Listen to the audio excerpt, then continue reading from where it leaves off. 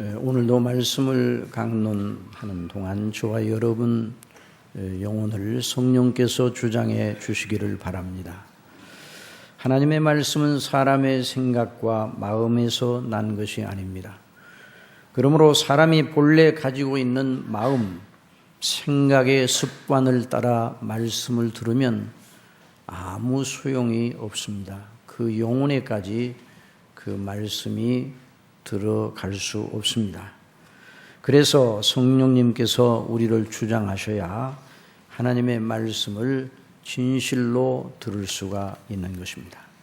그리고 우리 주님께서는 제자들에게 말씀하시고 나서 그 말씀하시는 것을 알아들을 만한 사람은 알아들으라 이렇게 늘 말씀하셨어요. 귀 있는 자는 들을지어다. 귀 있는 자는 들을지어다. 이런 말씀을 자주 하셨습니다. 또 요한계시록에 보면 귀 있는 자는 성령이 교회들에게 하시는 말씀을 들을지어다. 이런 표현이 7번이나 나옵니다. 오늘도 본문 말씀을 강론할 때 성령께서 저와 여러분의 믿음을 붙잡으시고 들을 귀를 주시기를 바랍니다. 오늘 두 대목의 말씀, 요한계시록이 22장 12절로 15절 말씀, 그리고 베드로후서 1장 1절로 11절의 말씀, 이 두 말씀이 긴 본문이죠. 그렇지만 이 긴 본문 두 대목을 통해서 성령께서 우리에게 가르치시는 요점은 하나입니다. 물론 그 하나 속에 여러 번 나눠서 증거하고 강론할 내용들이 아주 많습니다. 그런데 크게 뭉뚱그려서 말한다면 이 두 대목의 말씀을 통해서 성령께서 우리에게 뭘 말씀하시는가? 영생 얻은 우리에게, 누구에게요? 영생 얻은 우리에게 하나님께서 바라시는 의의 행실, 의의 열매를 맺는 일에 관하여 말씀하고 계시는 것입니다. 요한계시록 22장 13절에 나는 알파와 오메가요 처음과 나중이요 시작과 끝이라.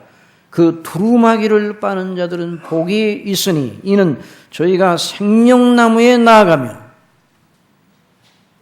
문들을 통하여 성에 들어갈 권세를 얻으려 함이로다. 그런 말씀을 하셨습니다. 또 베드로후서 1장 8절에 이런 것이 너에게 있어 흡족한즉 너희로 우리 주 예수 그리스도를 알기에 게으르지 않고 열매 없는 자가 되지 않게 하려니와 열매 없는 자가 되지 않게 하려니와 계속 의의 행실의 열매를 강조를 하고 계시는 것입니다. 이런 것이 없는 자는 소경이라 원시치 못하고 그의 옛 죄를 깨끗게 하심을 잊었느니라. 그러므로 형제들아 더욱 힘써 어떻게 하라고요? 더욱 힘쓰라 그렇게 말씀합니다. 더욱 힘써 너의 부르심과 택하심을 굳게 하라.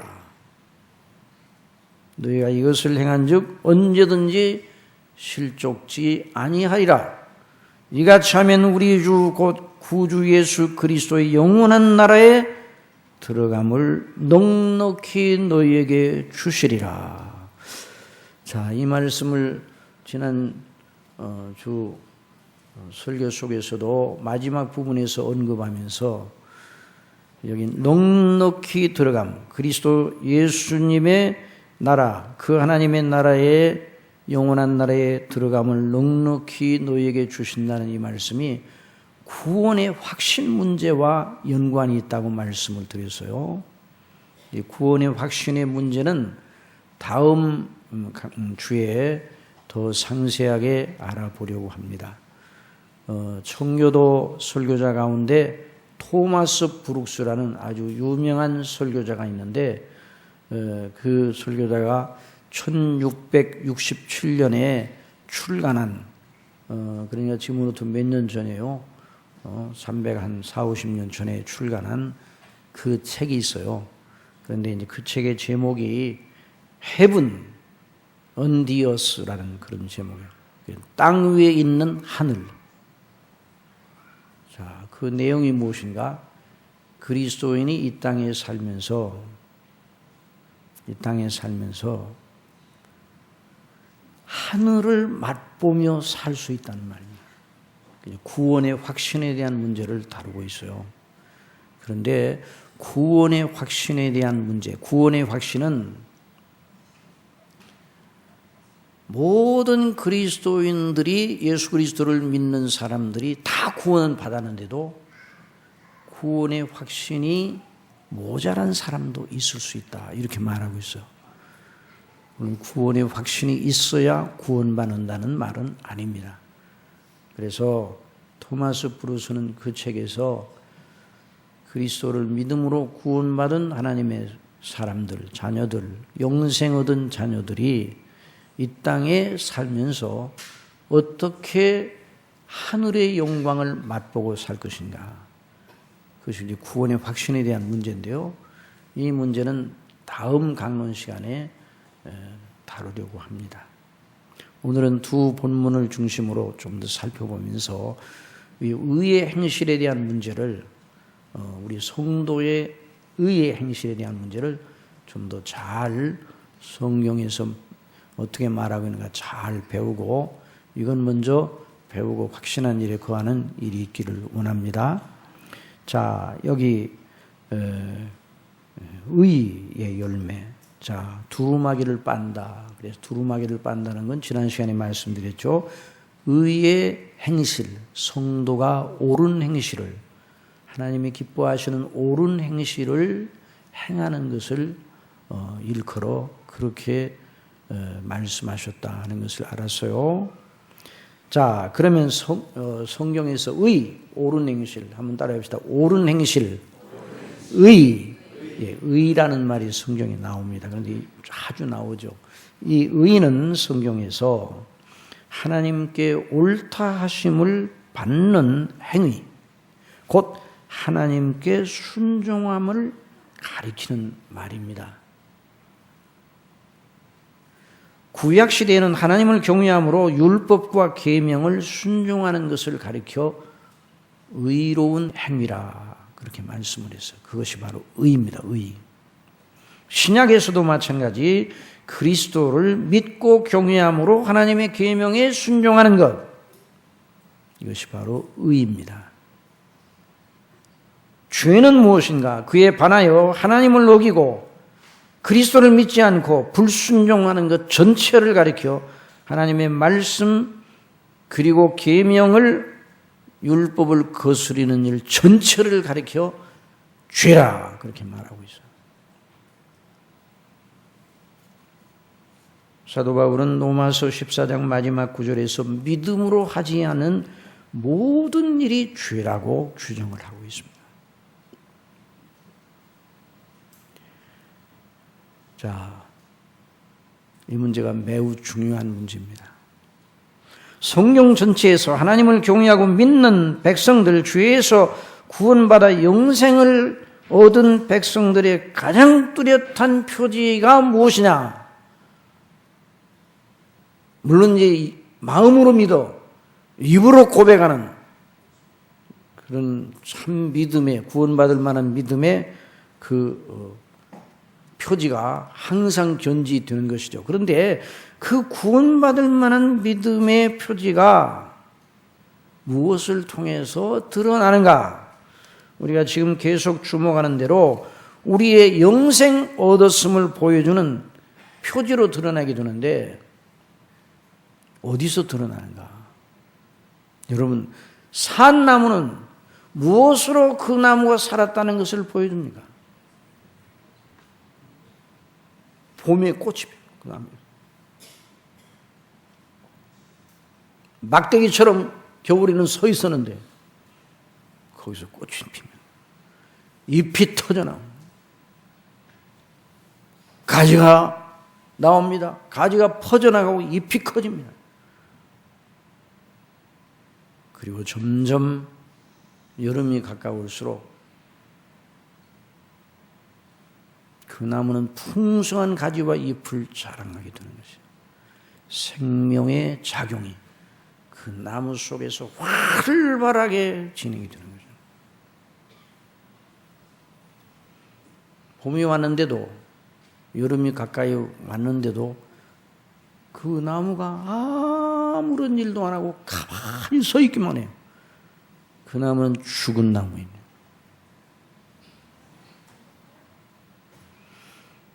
여러분, 사람이 영생을 얻었다 하면 그 영생 얻은 것이 어디를 통해서 나타나게 되어 있는가? 영생은 뭐라고 말씀하셨습니까? 예수님께서 영생은 참 유일하신 하나님과 그의 보내신 자 예수 그리스도를 아는 것이니다, 이렇게 규정해 주셨어요. 그러므로 그 마음과 생각과 행실, 그 삶의 전반을 통하여 하나님을 아는 지식과 그리스도를 아는 지식을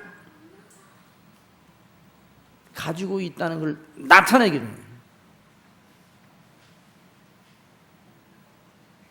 그의 인생관, 그의 세계관, 그의 살고 죽는 것에 대한 그 관점, 가치관 속에 하나님이 계십니다.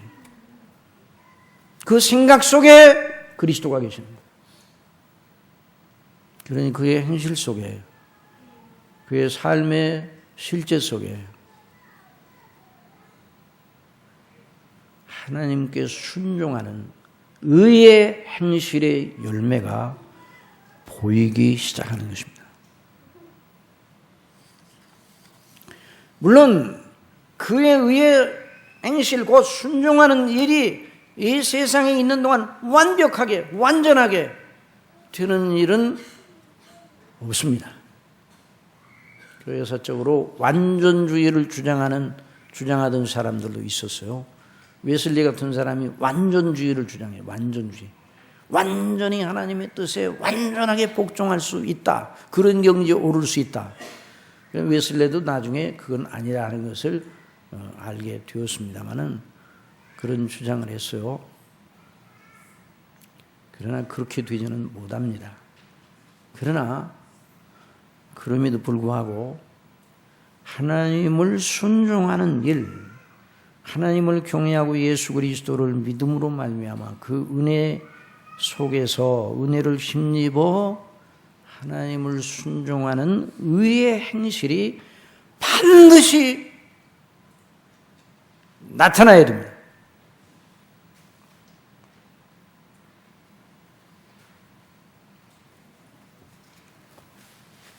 그러니까 오늘 본문에서 힘쓰라! 그래서 힘쓰라.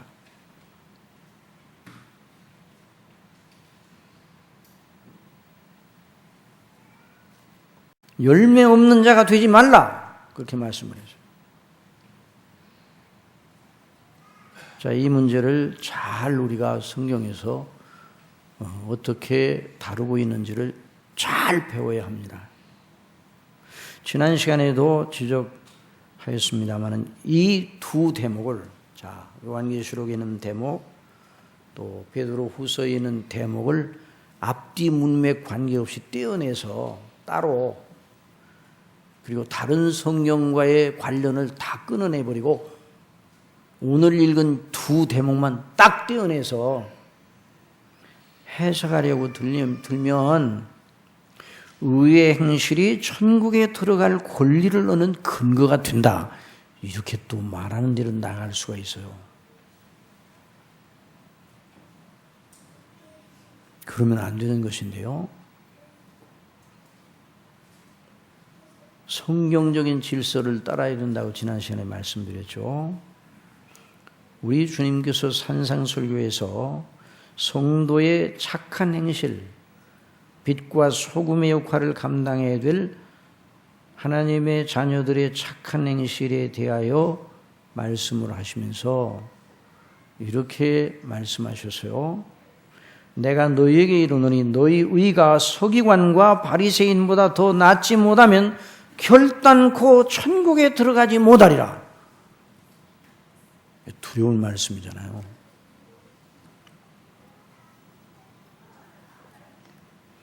그 말씀도, 예수님의 그 말씀도 문맥과 상관없이 딱 떼어 주목하게 되면 사람의 구원이 그 사람의 의의 열매, 행실의 열매로 결정이 된다. 이렇게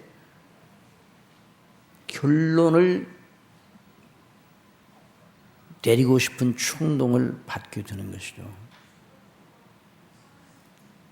거기만 또 있는 게 아니에요. 야고보서 2장에 보면 한번 들어보시기 바랍니다. 야고보서 2장 21절에 우리 조상 아브라함이 그 아들 이삭을 제단에 드릴 때 행함으로, 어떻게 함으로요? 행함으로 의롭다 하심을 받은 것이 아니냐. 로마서에서 그렇게 줄기차게 반복적으로 강조되는 믿음으로 말미암아 은혜로 값없이 의롭다 하심을 받는다는 그 구절과 대번의 충돌이 일어나는 것처럼 보입니다. 그러나 우리는 믿어야 됩니다. 하나님께서는 당신의 말씀들을 서로 충돌하게 말씀하시는 분이 아닙니다. 하나님은 결코 모순을 범하지 않으십니다. 여러분 믿습니까? 그러니까 이 본문들을 따로따로 떼어가지고 그걸 따로 떼어서 그것만 주목하면 안 되는 것이죠. 더 들어보세요. 야고보서의 말씀을. 내가 보거니와 믿음이 그의 행함과 함께 일하고, 여러분 여기 믿음이 그의 행함과 함께 일한다고 그랬어요. 믿음은 강조되었습니까? 안 되었습니까? 행함이 강조되어 있죠. 그런데 믿음은 강조되었습니까? 안 되었습니까? 대답을 안 하셔요? 믿음이 강조되었죠. 믿음이 행함과 함께 일한다고 그랬죠. 자, 뭐가 주어입니까? 행함이 주어입니까? 믿음이 주어입니까? 믿음이 행함과 함께 일한다고 그랬어요. 그러니까 앞뒤 문맥을 잘 살펴야 돼요. 믿음이 행함과 함께 일하고 행함으로 믿음이 온전케 되었느니라. 이에 경에 이른 바 아브라함이 하나님을 믿으니 이것을 의로 여기셨다는 말씀이 응하였고 그는 하나님의 보시라 칭함을 받았으니 이로 보건대 사람이 행함으로 의롭다 하심을 받고 믿음으로만 아니니라. 아이고 이 말씀 앞에 루터가 크게 당황한 적이 있어요. 마틴 루터 알죠? 마틴 루터가 누구예요? 종교개혁자 마틴 루터로 이렇게 알려져요. 하나님의 성령께서 그로 하여금 로마서를 통해서 증거된 복음에 대한 눈을 열게 하셨어요. 복음에는 하나님의 의가 나타나서 믿음으로 믿음에 이르게 하나니 기록된 바 오직 의는 믿음으로 말미암아 살리라 함과 같으니라. 이 말씀을 읽을 때 그의 눈이 번쩍 열렸습니다. 성령께서 그의 영혼을 붙잡으셔서 그리스도 안에 있는 하나님의 은혜의 영광을 보게 하셨어요. 그 눈을 열으셔서. 그러므로 율법의 행위로 3장 20절에 율법의 행위로 그의 앞에 의롭다 하심을 얻을 육체가 없나니 율법으로는 죄를 깨달음이니라. 이제는 율법 위에 하나님의 한 의가 나타났으니 율법과 선지자들에게 증거를 받은 것이라. 곧 예수 그리스도를 믿음으로 말미암아 모든 믿는 자에게 미치는 하나님의 의인이 차별이 없느니라. 모든 사람이 죄를 범하였으며 하나님의 영광에 이르지 못하더니 그리스도 예수 안에 있는 구속으로 말미암아 하나님의 은혜로 값없이 의롭다 하심을 얻은 자 되느니라. 아멘. 여러분 정말 놀라우신 하나님의 은혜의 복음입니다. 이 로마서에 계시는 복음의 은혜와 그 능력과 영광을 보는 눈을 성령께서 루터에게 주셨습니다. 그리고 루터를 사용하셔서 종교개혁의 횃불을 들게 하셨어요. 그래서 그는 말로 할 수 없이 기뻐하였습니다. 사람의 구원이 내 선한 행실에 달려있는 것이 아니라 그리스도 예수님을 믿음으로 말미암아 은혜로 값없이 주어지는구나. 그래서 그런 맥락 속에서 성령께 사로잡힌 그는 당시에 로만 캐톨릭의 권세가 하늘을 찌를 듯 하다는 것을 알고도 비텐베르그 대학교 그 성당에 95개 조항에 항의문을 갖다 걸어놓고 성경과 현재 교회가 가르치는 것이 뭐가 다른가?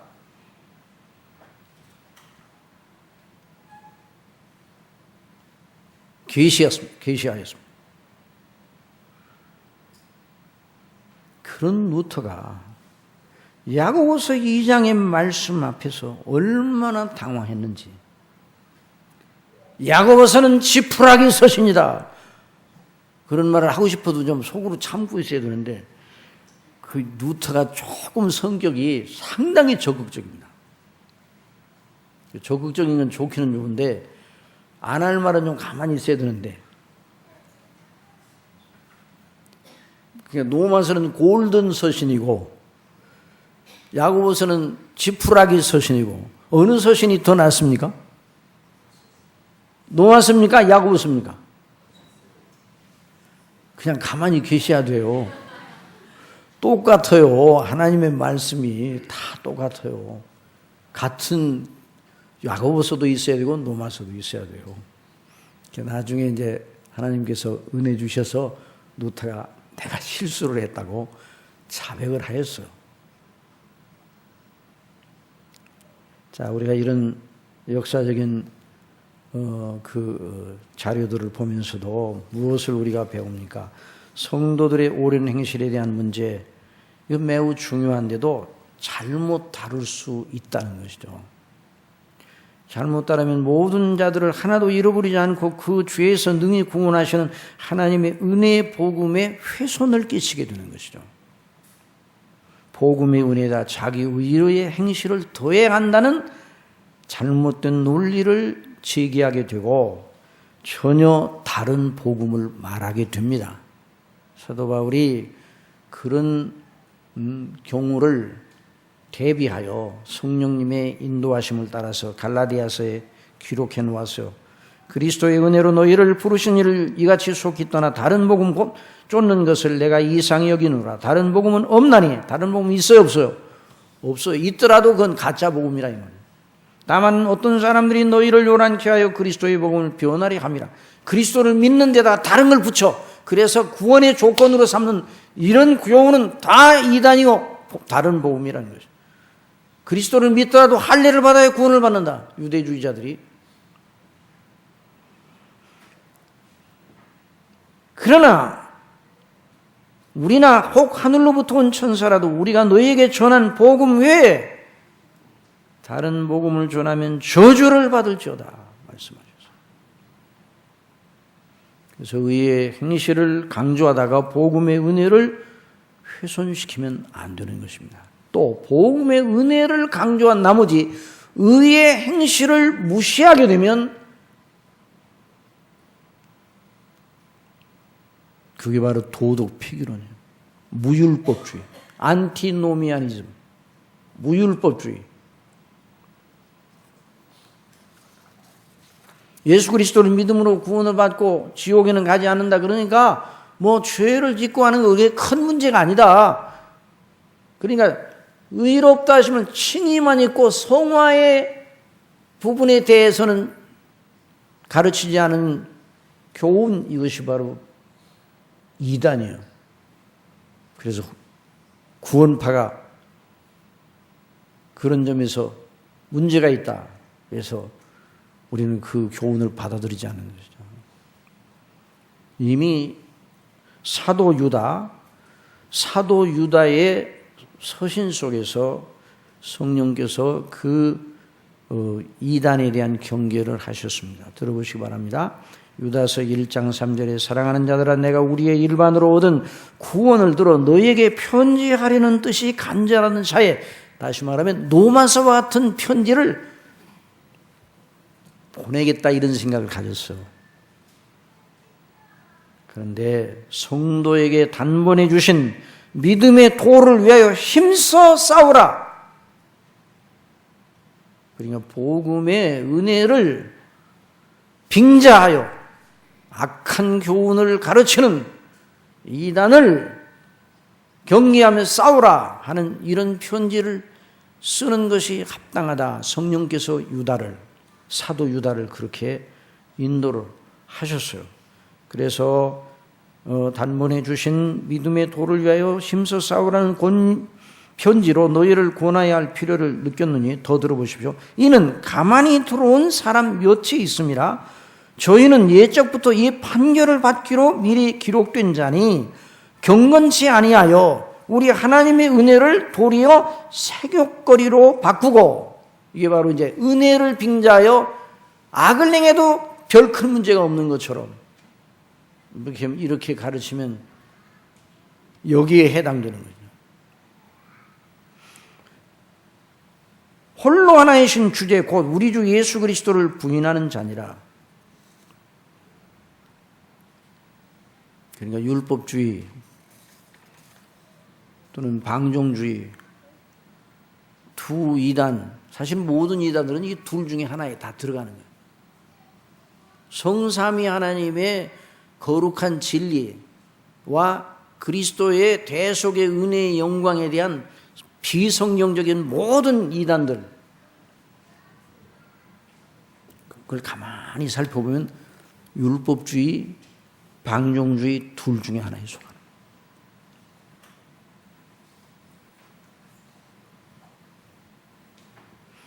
그런데 이 본문에서 그 두 이단적인 극단에 빠지지 않고 정로를 걸어갈 수 있도록 우리에게 길을 제시하고 있습니다. 그걸 우리 오늘 이 시간 들어야 돼요. 자, 여러분, 이 문제는 정말 한 번으로 끝날 문제가 아니에요. 한 번, 두 번 설교해서 끝날 문제가 아니거든요.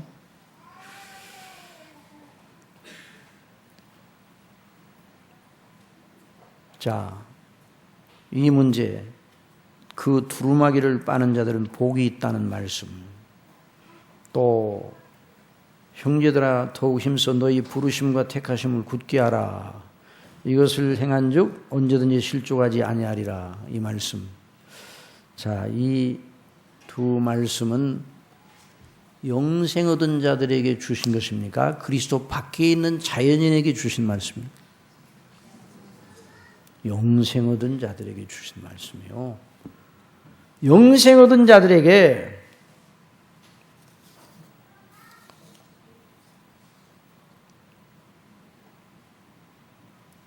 저와 여러분이 예수 그리스도를 믿음으로 말미암아 영생 얻었음을 믿습니까? 그렇게 믿습니까? 그래서 이 말씀을 우리가 들어야 되는 것이죠.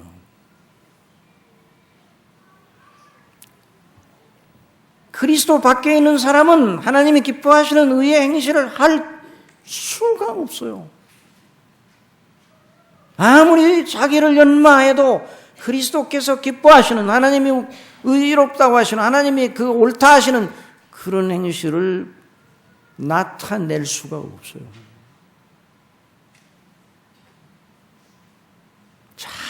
잘 들으셔야 돼요. 오늘 매우 중요한 교훈인데요. 자, 누가복음 5장 18절 이하에 보면 중풍병으로 고생하며 자기 스스로 움직일 수 없어 남들이 침상채 떼매어 예수님 앞에 온 한 사람의 이야기가 나옵니다. 잘 들어보세요. 이것과 우리 이제 오늘 의의 행실과 연관돼서 한 중풍병자를 사람들이 침상에 메고 와서 예수 앞에 들여놓고자 하였으나 무리 때문에 메고 들어갈 길을 얻지 못한지라 지붕에 올라가 기와를 벗기고, 예수님께 들어갈 수 없어요. 사람들이 꽉 뚫려서. 그러니까 기와를 벗기고, 그냥 가지 뭘 그냥 기와까지 벗기고, 여러분 지붕을 벗겼다는 말 아니에요? 우리 지붕하고는, 우리나라의 지붕하고는 좀 다르긴 하지만 병자를 침상채에 달아매어 예수님 앞에 달아내렸다고 그래서. 자, 이 장면이 대단한 장면이에요. 믿음으로 예수께서 저희 믿음을 보시고, 그런데 그 사람의 믿음을 보시고 그렇게 말씀하지 않고 그들의 믿음을 보시고 말씀하셨어요. 사랑하시는 성도 여러분, 하나님의 놀라운 은혜의 역사가 한 사람 믿음으로 말미암아도 나타나지만 함께 합심하여 믿음으로 기도하면서 믿음으로 행하는 일에 나타남을 믿으시기 바랍니다. 두세 사람이 내 이름으로 모여. 그게 그들이 침상지에 달하면 저희의 믿음, 그들의 믿음을 보시고 이르시되 이 사람아 내 죄 사함을 받았느니라. 하나님이 그 믿음을 통해서 주님이 믿음을 통해 은혜를 베푸십니다. 서기관과 바리새인들이 의논하여 가로되 이 참남한 말을 하는 자가 누구냐? 오직 하나님이 누가 능히 죄를 사하겠느냐? 예수께서 그 의논을 아시고 대답하여 가라사대 너희 마음에 무슨 의논을 하느냐? 내 죄 사함을 받았느냐라는 말과 일어나 걸어가라는 말이 어느 것이 쉽겠느냐? 여러분 어느 것이 쉽겠어요? 어느 말이 더 쉽겠어요? 다 어려워요. 그런데 어느 말이 쉽겠어요? 내 죄 사함을 받았느니라 말로는 뭐가 쉽겠어요? 내 죄 사함을 받았느니라는 말이 더 쉽지만 의미론적으로는 더 어려운 거예요. 그 일은 누구밖에 못해요? 하나님밖에 못하시는.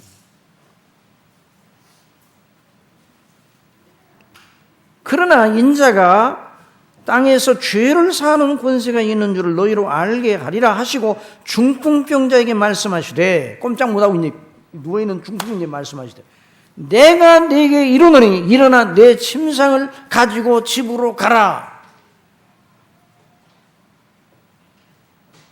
하심에, 자, 이게 상당히 위기의 순간이에요. 하심에 그 다음에 아무 일도 안 일어났다고 그러면 예수님의 권위는 땅에 떨어집니다. 그런데 하심에 그 사람이 저희 앞에서 곧 일어나 누웠던 것을 가지고, 자기 침상을 가지고, 아까는 그 침상에 누워 있었어요. 다른 사람이 땜해 왔어요. 그런데 이제 일어나 침상을 가지고 하나님께 영광을 돌리며 자기 집으로 돌아가니라. 놀랍습니까? 놀랍지 않습니까? 정말 주님의 영광과 큰 능력이 나타난 거 아니에요? 자, 그 명자가 우리 주님의 명령을 듣고 일어나, 자, 여기 중요한 대목이 이 대목이에요. 일어나 내 침상을 가지고 집으로 가라 명령을 내리셨잖아요. 그런데 그 명령에 따라 그 사람이 일어나 누웠던 걸 가지고 하나님께 영광을 돌리며 집으로 돌아갔다고 그랬어요. 모든 사람들이 놀랐습니다. 영광을 하나님께 돌리며 심히 두려워하며 가로되 오늘날 우리가 기이한 일을 보았다. 그렇게 감탄을 했습니다. 아니, 병들어 움직일 수 없던 자가 일어나 걸을 뿐만 아니라 자기 침상을 들고 갈 능력까지 그에게 있어. 이야, 놀라운 일이에요. 사랑하시는 성도 여러분, 요 대목을 아주 잘 살펴봐야 돼요. 그가 일어나 침상을 들고 걸어갈 정도가 되었다는 말은 그의 병이 나을 뿐만 아니라 그에게 능력이 주어졌다는 것을 보여줍니다. 그렇지 않습니까? 만일 가상하여 그런 일은 있을 수 없었죠. 그러나 가상하여 주님께서 그는 능력도 주시지 않으면서 일어나 내 침상을 들고 걸어가라 하셨다면 정말 앞뒤가 맞지 않아요.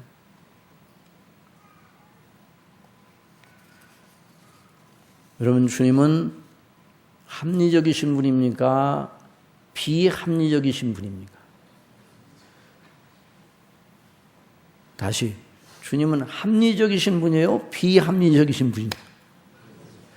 논리적이고 합리적인 분이세요.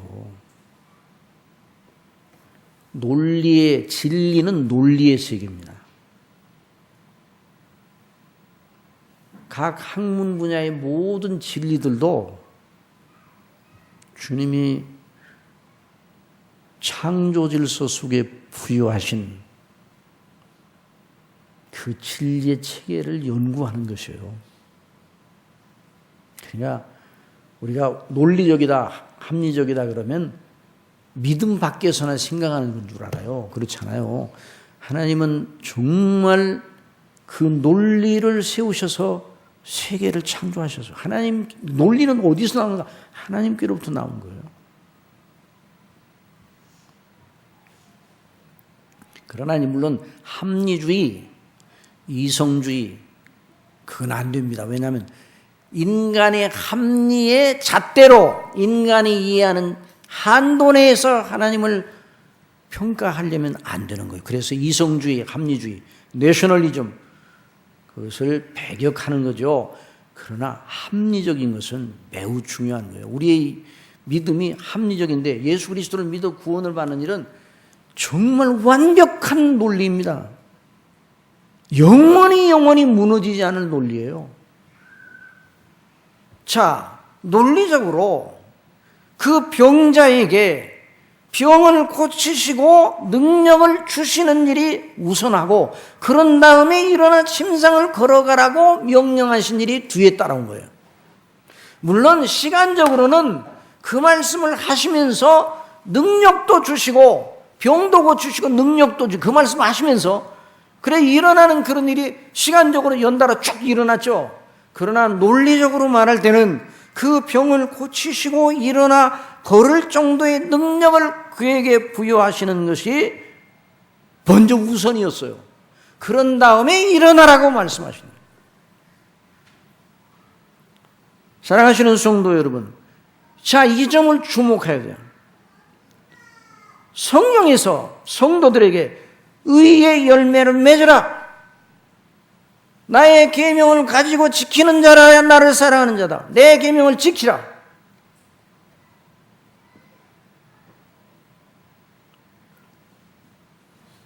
두루마기를 빨라. 내 행실을 옳게 가지라.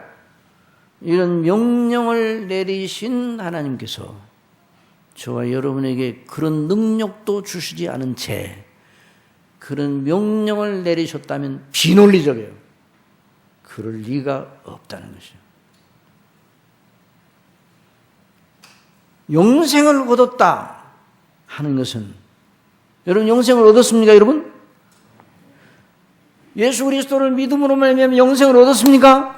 그러면 여러분 속에 아무 일도 일어나지 않고 그냥 예전 그 사람으로 있는 그런 일은 있을 수가 없는 것이에요. 영생이 그 속에 있어요. 믿는 사람들 속에는. 아들이 있는 자에는 생명이 있고 영생이 있다고 그랬어요.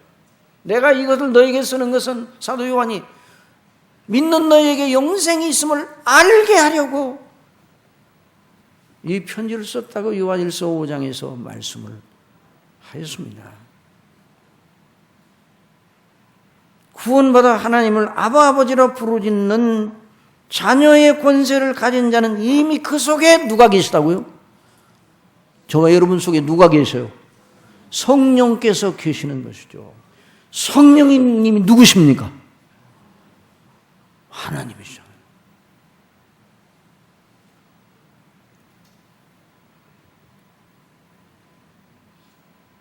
그러니 일어나 걸어가라. 내 침상을 들고 걸어가라 하는 그 명령을 내리신 주님께서는 그 침상을 들고 걸어갈 수 있는 조건과 능력을 이미 주시고 나서 논리적으로 그 명령을 내린 것입니다.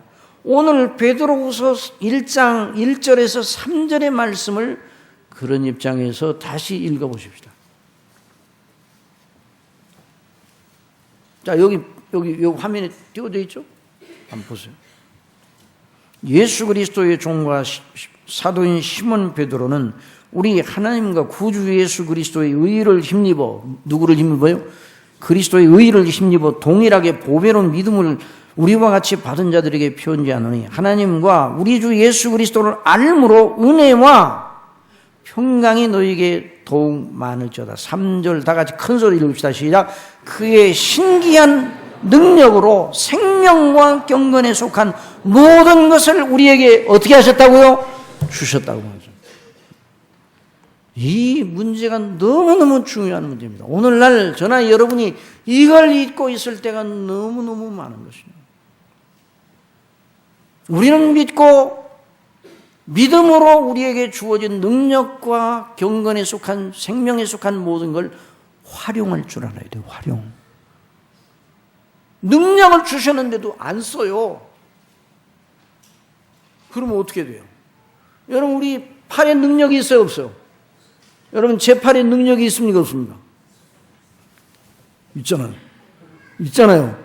그런데 이 팔을 하나도 안 써, 가만히 놔둬.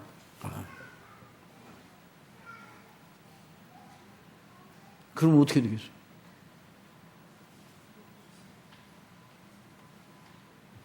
있는데도 능력을 안 쓰면 우리 육체의 생명에 속한 것도 있는데도 그 능력이 발휘가 되지 않으면 없는 것처럼 보여요. 그리고 힘이 다 빠져요. 한번 따라합시다. 경건에 이르기를 연습하라. 연습이 뭐예요? 연습이 계속 연습이 뭐예요? 운동선수들이 연습하잖아요. 계속 연습을 해가지고 그 능력을 활용하잖아요. 이미 그리스도를 믿는 사람들에게는 생명과 경건에 속한 모든 것을 받아 가지고 있어요. 성령께서 우리 속에 계시다 이 말이에요. 우리 주님을 믿는 우리 자신 안에 그런 생명과 경건에 속한 능력이 이미 주어져 활용하려고만 하면 언제라도 활용할 준비가 갖추어져 있다는 말이에요. 그 생명과 경건에 속한 능력의 작용을 경건에 이르는 연습을 하게 되면 반드시 체험하게 됩니다. 여러분 믿습니까? 반드시 체험하게 되잖아요. 피아노 치는 우리 반주자가 피아노를 치죠. 처음부터 피아노를 잘 치게 태어났어요. 계속 연습을 하잖아요.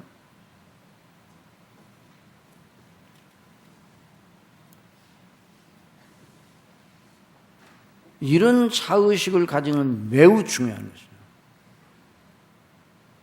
오늘 이 시간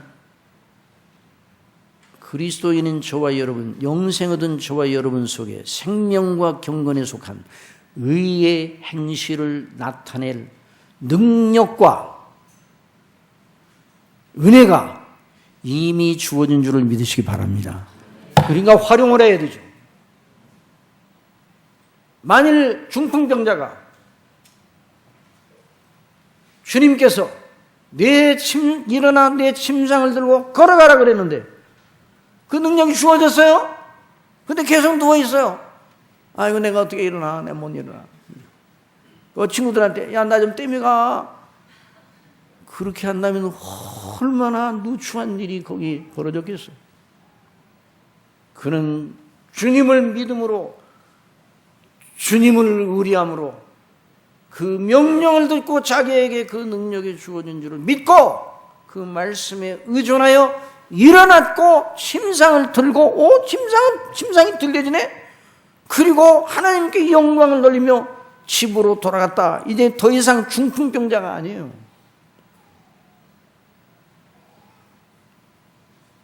한번 더 합시다. 성령 충만을 받으라. 이 말씀은 성령님을 모시고 있는 사람에게 주신 말씀입니까? 아직 성령을 받지 못한 사람에게 주시는 말씀입니까? 성령님을 모시고 있는, 보혜사로 모시고 있는 참 믿음의 사람들에게 주신 말씀이에요. 오직 성령의 충만을 받아라. 술 취하지 말라 이는 방탕한 것이니 오직 너희는 성령의 충만을 받으라. 그래서 이미 너희에게 보혜사로 역사하고 계신 그분에게 온전하게 사로잡혀 너희를 사로잡아 하나님의 뜻대로 행하게 능력을 주시려고 늘 준비하고 계시는 그분을 의존하여 하나님의 뜻대로 계명대로 순종하라. 이런 말씀입니다. 그래서 누가복음 19장 9절에 또 너희에게 이르노니 구하라 그러면 너희에게 주실 것이요 찾으라 그러면 찾을 것이요 문을 두드리라 그러면 너희에게 열릴 것이니 뭘 그렇게 구하라고 말씀하셨느냐. 너희가 악할지라도 좋은 것을 자식에게 줄 알거든. 너희 천부께서 구하는 자에게 성령을 주시지 않겠느냐. 이 대목을 오늘날 많은 은사주의자들이 어떻게 생각하는 거야? 아직도 여러분이 뭐 이런저런 은사가 없습니까? 성령이 없어서 그렇습니다. 그래서 성령을 받으십시오. 그래가지고 성령을 안 계신 성령을 받으라고 막 강조하고, 이건 잘못된 것이에요. 여기에 말하는 예수님께서 성령을 주시지 않겠느냐, 이 말씀은 성령의 감동하심을 주시지 않겠느냐, 성령님의 능력을 의존하여 구하는 자에게 그 능력을 주시지 않겠느냐. 그래서 사도 바울이 이렇게 말했습니다. 한번 따라합시다. 내게 능력 주시는 자 안에서 내가 모든 것을 할 수 있느니라. 이건 사도 바울만 말할 수 있는 내용입니까? 우리 성도들 전체가 말할 수 있습니까? 이제까지 그렇게 해본 적이 없으니까. 이건요, 사도에게만 가능한 일이 아니라 믿는 모든 사람들에게 다 허락된 거예요. 하나님의 계명을 지키는 것. 그래서 우리 예수님께서 이제 시간이 많이 지나가서 어떻게 우리 교회 시간이 이렇게 빨리 지나가는지 모르겠어요. 우리 예수님께서 최후의 만찬석상에서 말씀하실 때,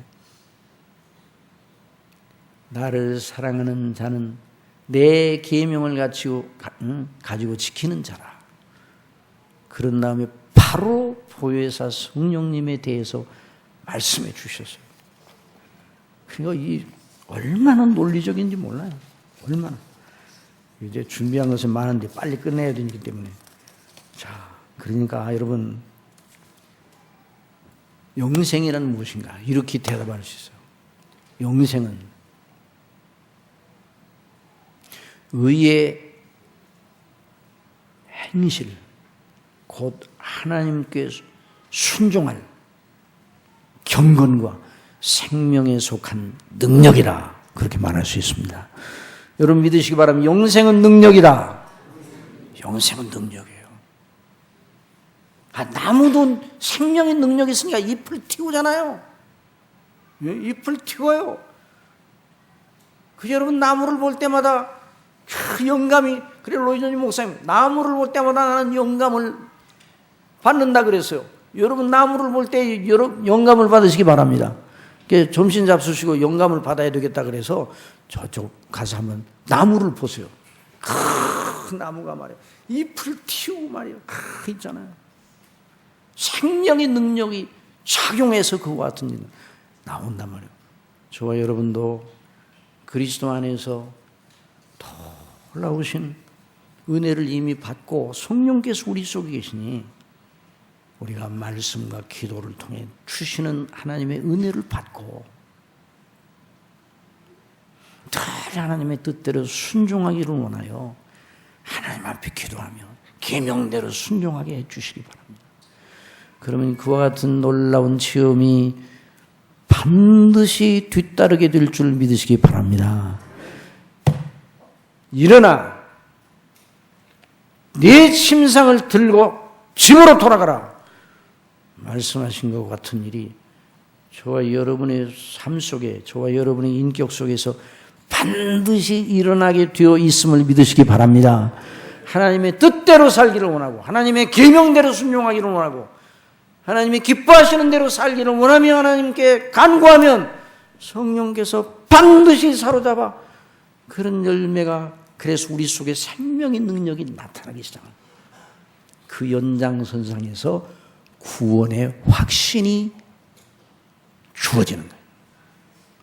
그래서 하늘에서 거룩한 은혜를 주셔서 이 땅에 있지만 하늘의 복을 누리는, 하늘의 신령한 은혜를 맛보며 사는 이런 역사가 저와 여러분의 삶 속에서 일어나기를 바랍니다. 기도하겠습니다. 아버지 하나님, 저희들이 너무나도 어리석고 미둔하여서 이미 아버지께서 저희들에게 그리스도 예수님 안에서 죄를 용서하시고 의롭다 하시고 보혜사 성령님을 주시어 하나님 아버지를 아버지라 부르짖게 하시고 저희 속에서 우리 스스로는 할 수 없으나 성령님께서 우리의 능력이 되어주시고 우리의 선생님이 되어주시고 또한 위로자가 되어주셔서 하나님의 뜻대로 순종한 그런 능력으로 작용하셔서 경건과 생명에 속한 놀라운 일이 우리 속에 일어나도록 하셨는데도 불구하고 지금까지 그걸 모르고 우리 자신의 육체의 힘을 의존하여 하나님의 뜻을 행한다고 했다가 날마다 넘어져 죄를 범하고 이런 잘못이 너무나 많았습니다. 아버지 용서해 주시고 저희에게 이미 주어진 생명과 경건에 속한 이 영생의 비밀을 우리가 의존하여 우리의 삶 속에서 하나님의 말씀에 늘 순종해서 그의 능력이 무엇인가 맛보게 하여 주시고 그래서 이 땅에 살면서 하늘에 신령한 것이 무엇인가를 더 맛봐 경건히 이루는 연습을 하여 우리 속에 의의 열매가 가득 넘쳐 하나님 나라의 영광이 선연하게 우리의 눈앞에 밝히 보이는 그래서 하나님 나라에 들어감을 넉넉히 얻는 것이 무엇인가를 체험하는 이런 은혜를 베풀어 주시옵소서. 예수님의 이름으로 기도드리옵나이다.